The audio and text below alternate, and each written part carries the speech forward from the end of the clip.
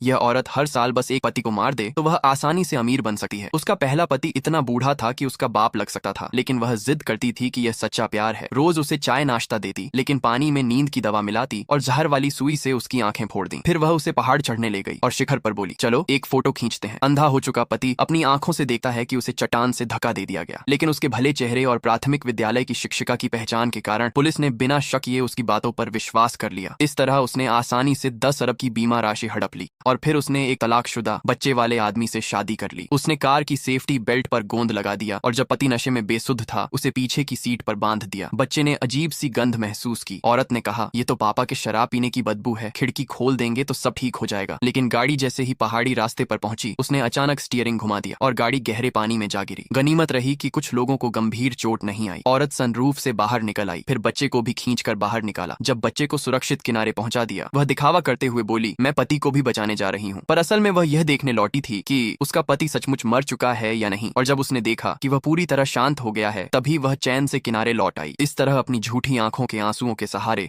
उसने दोबारा भारी बीमा राशि पाली। मगर पति का अंतिम संस्कार खत्म भी नहीं हुआ था कि वह दूसरे आदमी के साथ चक्कर चलाने लगी और बिना शर्म उसके साथ मृत पति की तस्वीरों के सामने ही लिपट गई। ये सब उसकी सास ने अपनी आंखों से देख लिया और उसे तुरंत एहसास हुआ कि बेटे की मौत शायद कोई हादसा नहीं थी। वह औरत पर टूट पड़ी, मारने पीटने और गालियां देने लगी, लेकिन औरत चुप रही, बच्चा गोद में लेकर रोने लगी जैसे सास ही गलत हो। अंतिम संस्कार खत्म होते ही उसने पलटकर सास पर ही मुकदमा ठोंक दिया और मां के नाते बच्चे की परवरिश की मांग की। इससे सास का गुस्सा 7वें आसमान पर पहुंच गया और वह कोर्ट में ही भड़क उठी। ग्वांगनुओ ने जैसे ही कातिल शब्द सुना उसकी आंखें चमक उठी। अगर सास सच कह रही है तो यह औरत सचमुच बेहद खतरनाक इंसान है। अगले ही दिन ग्वांगना उस औरत के स्कूल पहुंची जांच करने। औरत रोते हुए बोली कि उसे बच्चे बहुत पसंद हैं, इसलिए ही वह प्राथमिक विद्यालय की अध्यापिका बनी। अब जब पति मर गया तो बच्चे की परवरिश उसकी जिम्मेदारी है। मगर यह भावुक बातें ग्वांगना को जरा भी सच्ची नहीं लगी। असल में उससे मिलने से पहले ही ग्वांगना सास के घर जा चुकी थी। वहां उसे बच्चे की ड्राइंग बुक मिली जिसमें एक चित्र में औरत बच्चे को तकिए से दबाकर मारने की कोशिश कर रही थी और दूसरे चित्र में वह और बच्चा पानी के किनारे खड़े हैं, गाड़ी को डूबते हुए देखते हुए। ग्वांगना की ढाढ़स और हिम्मत से बच्चे ने आखिरकार सच बोल दिया। हालांकि बच्चे की बात सबूत नहीं मानी जा सकती, लेकिन ग्वांगना के पास और भी तरीके थे औरत से सारा सच निकलवाने के। दूसरी तरफ औरत अभी भी बच्चे को अपने कब्जे में लेने की योजना बना रही थी, क्योंकि अगर वह बच्चे की परवरिश पा लेती तो वही पुराना खेल दोहराकर उसके दुर्घटनावश मरने का इंतजाम कर सकती थी।